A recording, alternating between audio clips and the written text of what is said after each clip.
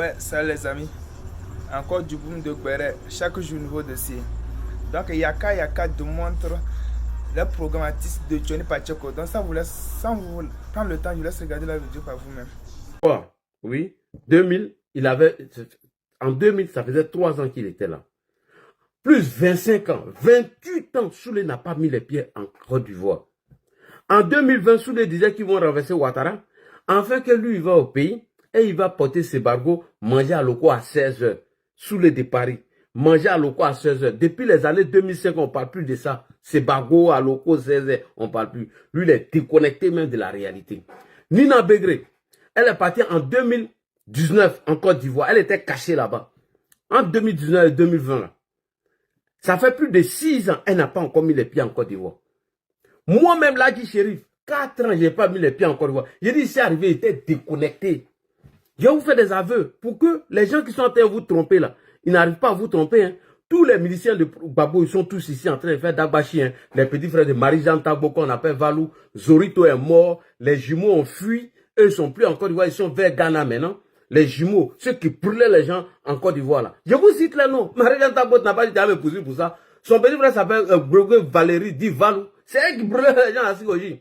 Et il y a un encore, il s'appelle Dopacom. Je vous cite les noms. Tous les miliciens là. Les jumeaux là, c'est eux qui ont brûlé les choses. Il y a des imbéciles là. Des jumeaux qui étaient à la Sikoji, pont Vagabond. C'est eux qui ont brûlé M. Lassina sur le pont. Vous voulez que je parle? Ils sont plus là, ils ont tous fui. Zorito, vous savez comment il est mort? Je vais vous dire comment Zorito est mort. Zorito est tombé malade au Ghana. Parce que les Zorito là, ils étaient du côté vers chose là, comment on appelle là, après 16e arrondissement.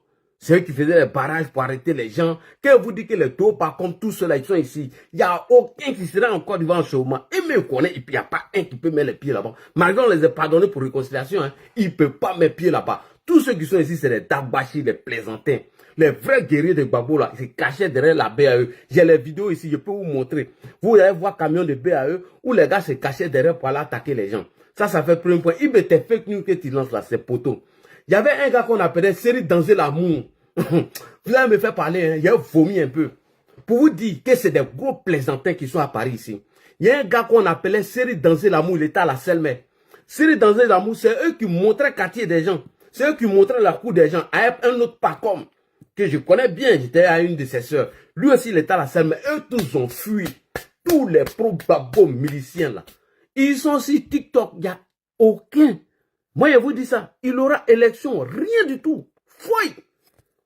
Fouille. Nous, on n'est pas dit faire la résistance. On n'est pas dit faire la résistance. Vous jouez, hein. Quelqu'un qui ont annoncé sa mort. Là où ils ont décrété plateau zone rouge, nous, on est sorti. Oh, j'ai dit, il n'y a aucun mouvement de rue qui a fait partie à la Ouattara. Je vous jure sur tout ce qui m'est cher. Aucun mouvement de rue qui a fait partie à la Ouattara. C'est la plaisanterie. Tout ce qu'ils font, ils annoncent sa mort, ils lancent les fake news à partir du Burkina. C'est blanc. Inch'Allah. J'ai dit, les gars, écrivez, enregistrez cette vidéo. En 2025, là, après le scrutin, là, vous avez me dire, Johnny Pacheco quand on a son nom, hein? Johnny en train son nom, il peut rien faire. J'ai dit, il n'y a aucun pro-babo qui va sortir. Un jour, j'étais à l'agence d'Orange à Cocody. Lorsque le président a annoncé qu'il était en bonne santé et qu'il veut continuer de servir sa nation, j'ai pris ma caméra. Dès qu'il a commencé à parler de politique, tout le monde s'est écarté de moi. Non, il était bizarre, quoi. Après, j'ai éteint. Je suis allé au plateau, les débats qu'on faisait, les gens s'écartent de moi. C'est un gars qui m'a dit, mais Joe, on ne parle plus de politique ici, hein. Il dit, mais quoi? Il dit, non, on n'a pas le temps, hein. Nous, quand on se réveille à bien, on va chez nous, là. Je dis, mais on n'est pas des 4 ans, là. Les gens n'ont même pas vos temps, même. J'ai dit, poto, vous allez taper. Si c'est faux, non, dites à Babo n'a qu'à lancer mot d'ordre. Je vous jure, poto, ils vont taper, vous n'allez pas croire. Digba poto, ils vont taper la fenêtre. Personne ne va sortir. Hein. Vous voyez quoi? Le président a pris ses dispositions. 2020, là, vous l'avez surpris. Mais en 2025, vous ne pouvez pas. Chers militants RHDP, dormez tranquille. Est-ce que vous me voyez encore lancer mot d'ordre depuis que j'ai quitté Abidjan? Depuis que j'ai quitté Abidjan, vous me voyez encore. D'ici, il sort, on sort. Est-ce que vous me voyez dire ça encore? Ils les ont vomi. Oh, j'ai dit, vous n'allez pas croire. Un jour encore, Joe, j'étais dans le taxi. Santé fait commentaire de la tête. Taximan a dit, mais toi, t'as le temps, hein? T'es venu à Abidjan, faut te reposer. Non, j'ai non là, on s'en fout de tout ça là. Il dit, vous n'avez pas à croire. En fait, les gars voulaient s'appuyer sur certains de nos frères de l'AES qu'ils ont manipulés, qui étaient dans les bidonvilles.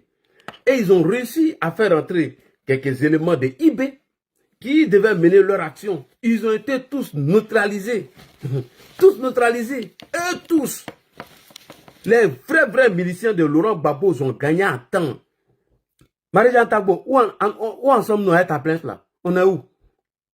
Tu veux quelqu'un reprendre le dossier de ton petit frère? Où en sommes-nous? Allez mentir devant les gens là. Viens parler encore.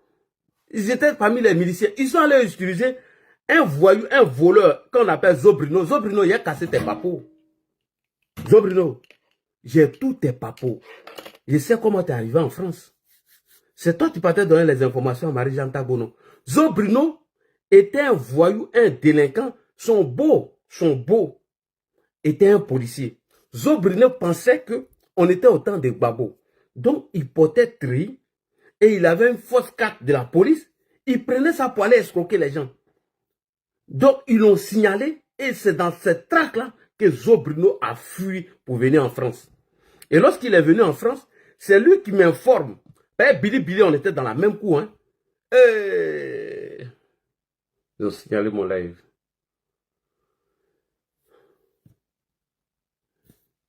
Mon live a été signalé. Mon live a été signalé. Mon live a été signalé. Hey, il veut bannir mon compte. Mais c'est blanc, je suis là. C'est blanc, je suis là.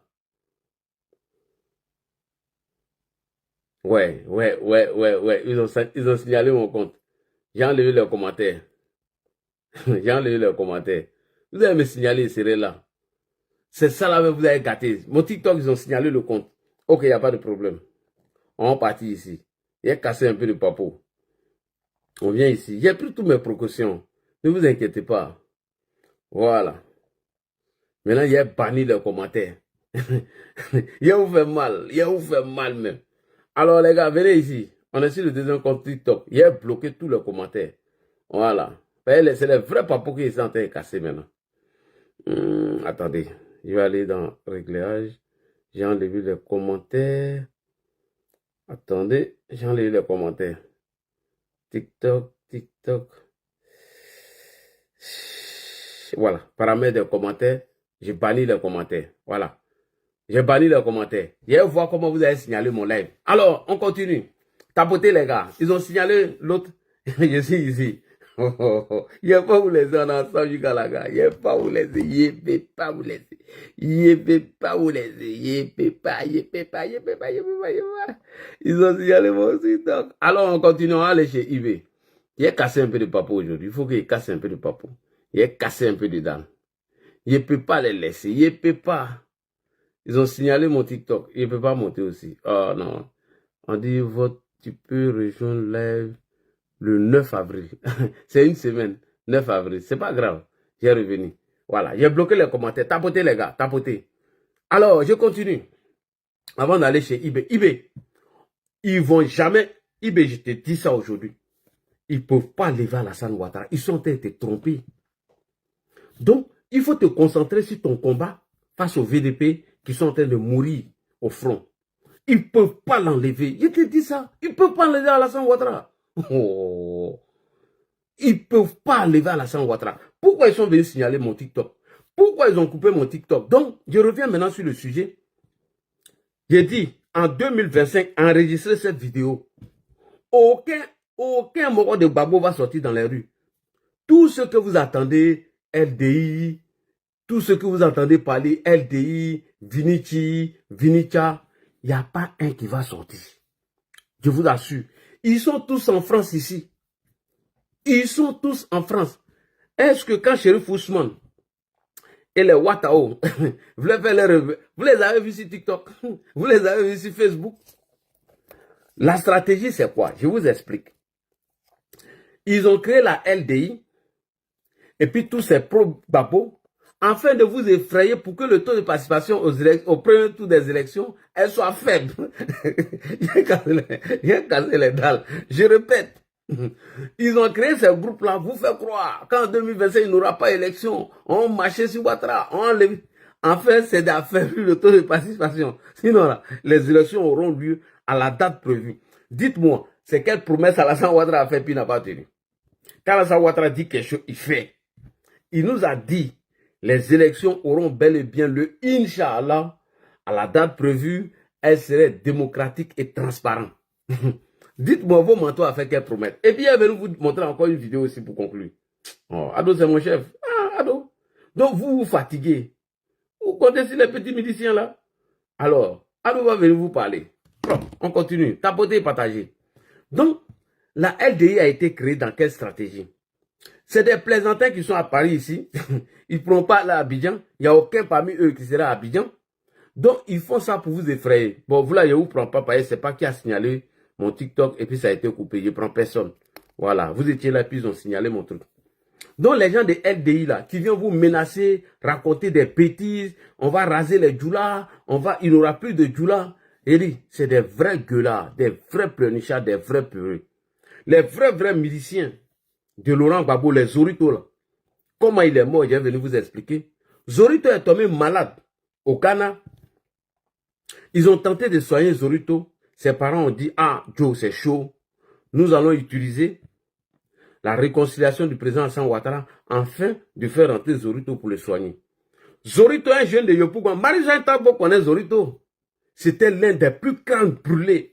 Je dis tellement les gars là ont déjà les gens, hein, les Zorito là, tellement ils ont déjà les gens, tellement ils ont brûlé les gens. Je dis les camions de la BAE étaient en face d'eux. Donc Zorito, quand il est tombé malade, il est venu à Abidjan. Ils l'ont caché à Makori. Zorito, ils l'ont enterré comme un chien. Zorito. Valou connaît Zorito. Valou, le petit frère de Marie-Jeanne Tabo. Il connaît bien Zorito. Il connaît Do Pacom. Ceux-là, c'était des vrais crânes brûlés. Tu sais que les groupes là, ils ont tué un tailleur qui était où? Au pont Vagabond là, en allant à chose là. En allant à Niango. Ils ont tabassé le gars parce qu'il s'appelait l'accident. C'était un jumeau aussi. Quand la crise a commencé, ces briques, ils ont mis sur tête le gars Kachi. Et il y avait la police, la gendarmerie qui était derrière eux. Et les GPP, ils avaient leur camp d'entraînement derrière 16e arrondissement. Ils avaient un autre camp encore à Yopougon Sab, où il y a le collège Wali. Quand ils ont été délogés et délocalisés là-bas, ils sont allés à Nyangon. Nyangon encore, ils étaient dans un petit village qu'on appelle Nyangon Adjamé. Ils ont été délocalisés là-bas et on les a envoyés à Nyangon Lokwa. Quand Bangban là était chaud là, plein ont pris pirogue puis ils ont fui.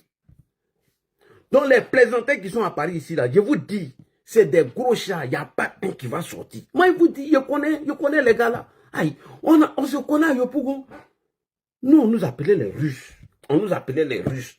Quand on dit à marche d'Alassane Ouattara là, au moment où on sifflait, oh non, on est déjà parti. Oh, au moment où on dit Pauvre Dieu est sorti, nous on est déjà parti. On nous appelait les Russes. En 2004, quand il y a eu la manifestation où le plateau a été décrété zone rouge, c'est ce jour-là, moi, ils ont annoncé ma mort. J'ai dit, quand on a dit paix, oh, frère, nos petits boys, on est sortis à l'Institut des aveugles. On a pris la voie pour descendre au sable. Les gars ont commencé à tirer sur nous. Mais c'est plour. Oh, on a foncé. En ce moment, Pauvre Dieu est venu nous rejoindre. Au moins, ils vont prendre, on a pris l'autoroute. Puis on est allé sortir à Djamé. Les vrais guerriers. Vous voyez, papa des plaisantins, les vrais guerriers. On est allé rejoindre le coin des choses, comme on appelle, d'Abobo. On s'est retrouvé au 220. Il y a un groupe qui était déjà parti au plateau. C'est là on est tombé dans l'embuscade avec les gendarmes là. Ça tirait sur nous. Les gars ont dit, tiens, Joe, reculer, c'est trop dangereux, c'est pas bon. Allez-y à la maison. Le groupe qui est parti là-bas, là, ont appelé les responsables pour les faire rentrer. Où ils ont annoncé 300 morts. C'est dans ça nous, on est tombé dans l'embuscade au 220. Voilà comment on rentre au quartier Voyou. Vous voyez, au 220, au rond-point, là, Yachi Hassan. On rentre au quartier Voyou, on va sortir au marché au Bourou. C'est pas loin, c'est la gare routière. Et de là, maintenant, on sort à Brasse. À Brasse, maintenant, on dit, on nous attend vers Cité Formont. Est-ce que nous, on avait peur même? Poids là, nous, on avait peur. Dans l'embuscade au 220, ils ont tiré sur un gars, donc il me ressemblait. Donc, les premiers groupes qui sont rentrés avant nous à Yopougon, ils sont arrivés au quartier, ils ont dit, ah, que nos gars, on dirait il a tout fait. Vous voyez, nous, on a vu quelqu'un, voilà. Moi, il s'est arrivé vers 14h, 15h. Moi, il s'est arrivé, les gens étaient en train de pleurer. On dit, c'est moi, Edouf. Nous, on a fait ça pour Alassane Ouattara. Et Alassane Ouattara était dans 4 mètres carrés. Aujourd'hui, il contrôle tout l'étendue du territoire et il a l'armée. Et c'est des plaisantés qui vont rester ici pour faire sortir des gens et ils vont chasser Alassane Ouattara. Ah, vous aussi. Même si on vous dit ça, allez-y dormir. Je vais vous trahir un secret. Chaque année, quand il y a élection, là, nous, on réserve nos billets d'avion. Peut-être si le message là tombe dans l'oreille du Prado aujourd'hui là, il va dire oui, ce que Petit a dit est vrai. Chaque année là, nous, on paye nos billets. Et puis nous, on ne fait pas d'agbachi. Hein. Et quand ça commence là, quand Gbagbo était au pouvoir, c'est au Ghana on descendait. Maintenant là, c'est à Abidjan. On prend vol direct. Nous, on met nos billets à jour. Et puis on paye des taxes dessus. On met nos billets à jour. Vous avez entendu Hubert ici, non? Il dit en octobre là, lui il parle plus. Hubert, un jeune gourou, il est en Suisse. Il dit, lui, parle plus. Il dit, ce que vous avez fait, vous avez fait. Il dit, en octobre 2025, là, lui, il prend son billet, il s'en va.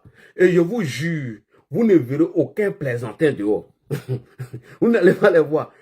Tout ce qu'ils sont en train de faire en ce moment, c'est d'escroquer des mamans qui ont commencé à mettre des cotisations ensemble. Comme de la manière, ils ont fait la Dream Team, hein, où Bédi a donné 4 milliards. Et ils ont bouffé cet argent-là. C'est des escrocs, hein, les vidéomans que vous voyez ici, là, c'est des vrais escrocs. Ils vont bouffer l'argent des gens et ils ne vont pas faire sortir quelqu'un. Donc, je reviens à toi, IB. Il faut faire très attention. Tes fake news que tu lances contre Alassane Ouattara et que tu es en la recherche des cyberactivistes, soit disant que c'est eux qui ont balancé ces fake news. IB, si tu ne fais pas attention, je te jure, hein, ta guerre aveugle contre Alassane Ouattara va te faire chuter. Moi, là, je te dis ça, enregistrer ça, allez lui donner. Ta guerre contre Alassane Ouattara, qui n'a ni fondement, si tu ne fais pas attention, tu vas chuter sans t'en rendre compte. Pose la question à Assimi Goïta, pourquoi il ne s'attaque plus à Alassane Ouattara? Pose la question. Abdraman Tchani ne le fait pas, c'est toi. Mais toi, je te comprends. Parce que toi, tu es paresseux, tu ne veux plus aller au front. Toi, tu penses que l'opposition, ça, là, il peut faire dégager Alassane Ouattara? Des gens qui ont boycotté les élections pendant près de 10 ans. C'est eux qui ont venu gagner Alassane Ouattara. Des gens même qui n'ont même pas pu gagner le parti politique d'Alassane Ouattara dans aucune élection. C'est eux qui vont venir le gagner. Et j'ai entendu Abiba Touré dire qu'ils ont enregistré des morts sur la liste électorale et que c'est d'autres personnes qui vont voter à leur place.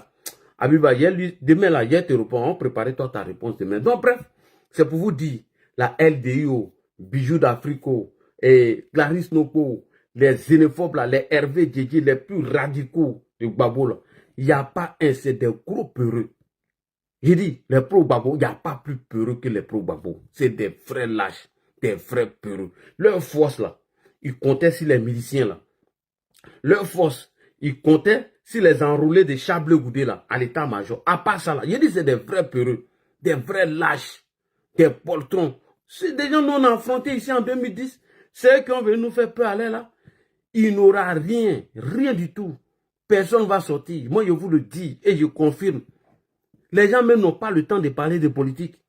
Et je salue ici Al Moussafa qui est en train de faire la sensibilisation au niveau d'Abidjan. Et nous aussi, nous sommes dans la sensibilisation pour leur dire que vous êtes sortis pour des gens qui n'ont même pas reconnu des morts de novembre 2004. Ils n'ont pas reconnu ça. Et vous êtes sortis pour cela. C'est des gros plaisants. Quand on dit les vrais guerriers là, Laurent Gbagbo même l'a dit, il dit, si lui Gbagbo, il avait les militants d'Alassane Ouattara déterminés pour sa cause, il jure que lui, la personne allait l'enlever au pouvoir. Laurent Gbagbo le dit. Il dit, si moi, Gbagbo, tapoter les gars et partager, si j'avais les militants du docteur Alassane Draman Ouattara, personne ne pouvait m'enlever au pouvoir. C'est-à-dire que nous sommes déterminés pour une cause. Et aujourd'hui, Dieu merci, le président Alassane Ouattara est en train de réaliser nos rêves. Aujourd'hui, là, en Côte d'Ivoire, tu peux voyager sans carte d'identité. D'Abidjan jusqu'à Korogo, on ne te rend pas pour une histoire de carte d'identité. Tant qu'il n'y a pas de suspect dans le cas, est-ce qu'on pourrait faire ça au temps de Gbagbo? T'as qu'à d'avoir non tu là. Oh. Il y a une ville qu'on appelle Zanoa. Oh. Quand toi-même t'arrives là-bas, quand tu vois un barrage des gendarmes, des policiers, quand toi-même tu veux faire caca dans caleçon, des criminels, des assassins, à cause de ton patronyme, des trucs, ils te faisaient descendre et on te dépouille tout ton argent. Les gendarmes là, autant de Gbagbo là, quand il y avait la crise là, chaque matin, les gendarmes de Agban, ils allaient à Djamé, à chose, comme on appelle. Comment vous appelez? Djassa. Ils allaient au Djassa tous les magasins d'Aoussa, 2000, 2000, 2000, 2000, 2000, 2000. Tous les matins, ils étaient là-bas, mais Gbagbo savait. Je répète, Black Market, vous voyez là, à partir de 2004, 2005, 2006, jusqu'à la chute de Laurent Gbagbo, tous les matins, à partir de 6h, 7h, il y avait 2 ou 3 patrouilles des gendarmes qui allaient là-bas pour aller raqueter tous les magasins 2000, 2000, 2000. Un jour, ils sont tombés sur un commerçant nigérien qui avait 5 millions dans sa poche. Ils l'ont tout arraché, tout. Des bandits, des voyous comme ça là. Vous pensez que ceux-là, ils vont revenir encore au pouvoir. Et Gbagbo savait tout ça. Et il ne disait rien. Ça, vous pouvez raconter l'histoire de la Côte d'Ivoire. Moi, vous ne pouvez pas me raconter l'histoire de la Côte d'Ivoire. Celui qui a fait près de 28 ans en France. Et il n'est même pas ivoirien. Il est français d'origine, français de nationalité. Ça, cela, vous pouvez les rencontrer. Donc, Ibé, moi, je te dis, si tu n'arrêtes pas de souhaiter la mort d'Alassane Ouattara, tu es en train de lui donner longue vie. Ça fait 1. Et de 2, si tu te concentres trop sur lui, tes soldats qui sont en train de tuer au front là, ils vont se retourner contre toi pour te faire chuter. Ça, c'est un conseil qu'il te donne. L'opposition ivoirienne là, il n'y a pas de guerriers, c'est des plaisantins, c'est des peureux. Et maintenant, je vais terminer maintenant sur les fake news. Alors, les spécialités, c'est quoi? C'est les fake news. Les fake news qu'ils lancent, pour eux, s'ils avaient annoncé la mort du président Alassane Ouattara, et l'armée allait sortir pour prendre le pouvoir. Ça, c'était leur stratégie, selon eux. Selon qui? Un milicien de Laurent Gbagbo, que vous allez écouter ici d'ailleurs. On va écouter ce milicien de Laurent Gbagbo. Il dit, la stratégie, c'était quoi? C'était de lancer des fausses informations, afin qu'on annonce la mort du président Alassane Ouattara, et maintenant, l'armée allait sortir pour prendre leurs responsabilités. Mais nous, on sait ça. Tout ce que vous préparez là, on sait tout. Et tout ça, c'est pour faire diversion. Pour que les Burkinabés ne s'intéressent plus aux gens qui tombent au front. Mais vous allez taper poteau, champion. Vous allez taper poteau. Il est où le milicien là? On va l'écouter. On va l'écouter le milicien là. Le milicien de Laurent Gbagbo là. Il est où? Un milicien comme ça. Un plaisantin. Le milicien là. Il est là. Le milicien il est là. On va l'écouter. Donc les fake news que vous êtes en train de lancer là, champion, arrêtez. Vous ne pouvez pas enlever le monsieur. Vous ne pouvez pas. Arrêtez de gaspiller vos salives. Arrêtez de gaspiller vos énergies. Vous ne pouvez pas l'enlever. LDI ne peut pas mettre les pieds en Côte d'Ivoire. C'est Dabachi, c'est plaisanterie. C'est Dabayadron. Ils ne peuvent rien faire. Moi, je vous dis, si vous comptez sur LDI là, c'est que Laurent Gbagbo va rire. Il ne va même pas venir au pouvoir. C'est que des gros chats, des plaisantins. Des gros chats et des plaisantins. Voilà. On va écouter le soldat de Gbagbo.